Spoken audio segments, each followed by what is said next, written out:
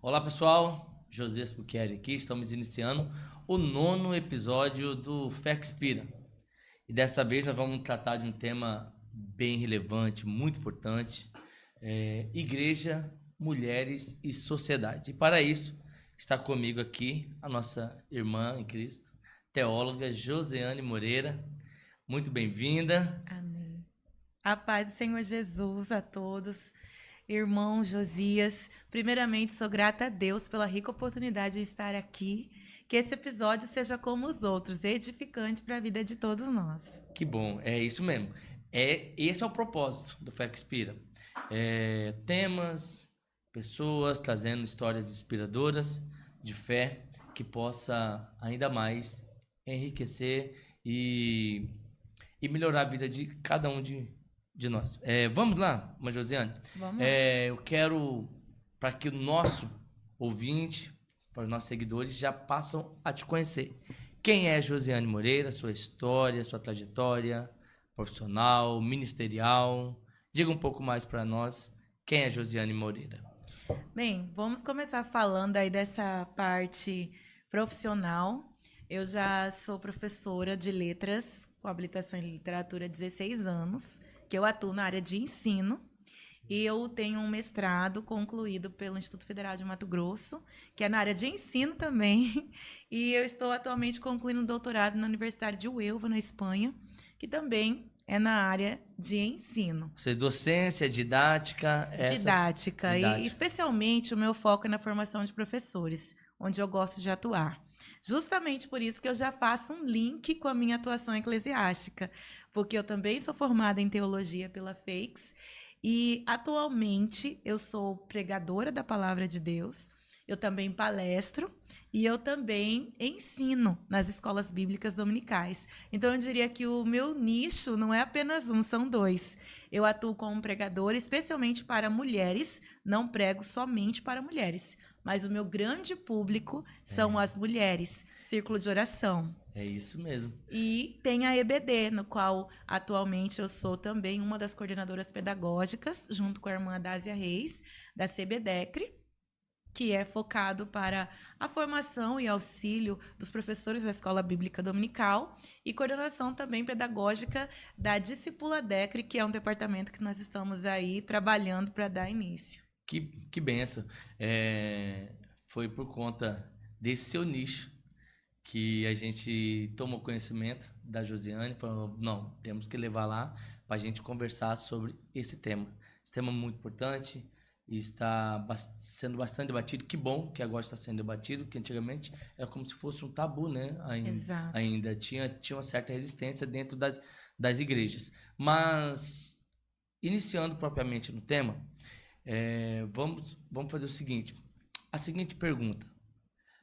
No período de Cristo, há uma certa resistência da sociedade hoje, sociedade moderna, só que, olhando a Bíblia, lendo a Bíblia, nós não conseguimos enxergar, eu não consigo enxergar essa problemática dentro da Bíblia, porque a gente vê Cristo defendendo, apoiando.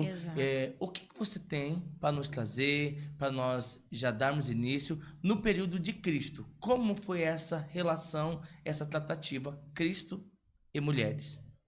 Pela cultura, irmão Josias, não foi um momento positivo, vamos dizer assim, porque a cultura oprimia as mulheres. No tempo de Cristo não tem como nós não dizermos isso. Pouco espaço, então, mulher. Pouco espaço, porque a mulher, ela era vista como aquela que deveria ficar dentro de casa e cuidar dos afazeres domésticos mesmo. Então, tirar a mulher desse cenário e dizer ela pode ter uma voz fora disso, foi algo bastante novo para aquela época.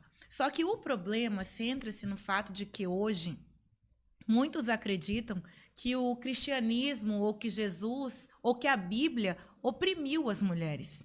E isso não faz sentido, porque ao falar isso, ao alguém trazer essa ideia, ao mesmo tempo é um erro histórico e ao mesmo tempo é uma desonestidade intelectual, porque a cultura oprimia. Mas Jesus não oprimia. Havia um lugar específico para a mulher dentro de casa que ela não poderia ocupar na obra. Ela não poderia ter uma relevância, digamos que, ou até ouvir o evangelho. E é interessante ver que o evangelista Lucas foi o que mais escreveu entre os 4 evangelistas sobre a relação de Jesus com as mulheres. E nós vamos ver um papel de desconstrução da cultura e não de reforçar o que ela pregava. Qual foi o estilo revolucionário que Cristo trouxe para esse tratamento? Porque até então, vamos dizer, nós tínhamos a cultura e Jesus Cristo vem rompendo com esse modelo e aquele padrão daquele período. Traga-nos um exemplo bíblico, como foi essa forma de Jesus tratar as mulheres que revolucionou aquela época. É bom falar dessa revolução como uma desconstrução cultural. Jesus ele não era um reformador social. O discurso dele não era exatamente fazer um discurso político que agradasse as pessoas para ter aplauso. Não era isso. Ele também não, o que ele fez pelas mulheres não foi exatamente uma gentileza. Ele deu voz para as mulheres que estavam apagadas. Quando a gente vê, vou falar de várias situações. O Império Romano naquela época dizia que a mulher era quase que um objeto.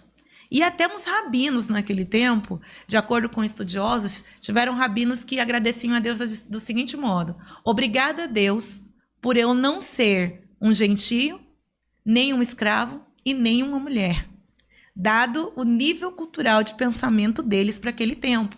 E Jesus é totalmente contrário a essa ideia. Vamos começar pela mulher samaritana em João capítulo 4. Quando nós encontramos Jesus naquela conversa com aquela mulher, nós já vemos paradigmas ou modelos sendo quebrados. Porque, primeiramente, aquela mulher, ela era mulher. Só por ser mulher já não deveria estar conversando em proximidade e sozinho com ela. E na beira do poço, ele manda os discípulos comprarem comida na cidade para ter um encontro pessoal com ela em particular. Depois, aquela mulher, ela tinha tido 5 casamentos frustrados. E aquele homem que estava vivendo com ela não era marido dela. Então, nós vemos que, para aquela cultura, aquela mulher estava abaixo da sociedade, abaixo dos valores que a sociedade considerava ali valores que deveriam ser mantidos. E Jesus conversa com essa mulher.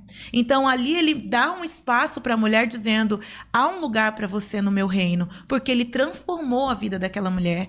E aí, eu vou partir para uma outra mulher só para reforçar a sua pergunta. É importantíssimo. Que nós vamos olhar para a mulher com fluxo de sangue. Aquela mulher, ela deveria ficar escondida, isolada, porque ela era considerada impura. E ele permite que aquela mulher toque nele. Primeiro porque a sujeira da mulher não sujaria ele. Mas depois, para mostrar que aquela mulher pode ter acesso ao reino. Ele não só curava mulheres de modo físico, ele curava a alma daquelas mulheres. Entendo. Ele entregava a essas mulheres uma oportunidade de ter um espaço não só na sociedade, porque a questão do cristianismo não é só olhar para o social, mas olhar para o reino. Era como ele dizendo: você também tem acesso ao reino do meu Pai, que eu vim trazer na terra. É bem por aí. Então, você considera Jesus Cristo como o maior defensor das mulheres para aquela sociedade ali? Sim, e para hoje também. Para hoje também. Não só lá. E não só eu, a história. E quem tiver um pouco de honestidade intelectual, o considera também. Porque ele fez o que ninguém ali, e nenhum movimento político ou ideológico hoje consegue fazer. Ele olhou para os marginalizados e disse: você pode ter voz. Ele olhou para as mulheres e disse: você também é importante. E ele fez algo além. Aquela mulher do fluxo de sangue, que era vista como impura, ele a chama de filha. Ele não simplesmente diz: você tem um lugar. Ele diz: você é filha de Deus. Se a gente olhar para o capítulo 13 de Lucas também, nós vamos encontrar a mulher encurvada há 18 anos. Ele tem um olhar diferente para aquela mulher. E para aquela mulher acontece algo extraordinário. Além de curá-la num sábado, que é já um rompimento de paradigma. A cultura não lhe permitia fazer isso. Num sábado, ainda mais para uma mulher, ainda mais naquele espaço.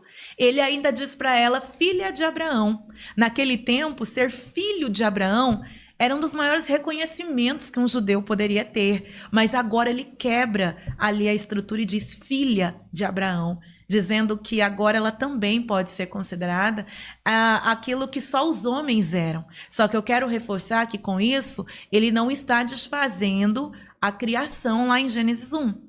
Porque, de fato, Deus criou homem e mulher, Gênesis 1, 27, depois nós podemos até retornar a isso. Deus ali, ele cria homem e mulher e diz, eles foram criados à imagem e semelhança de Deus. Ali é uma questão ontológica.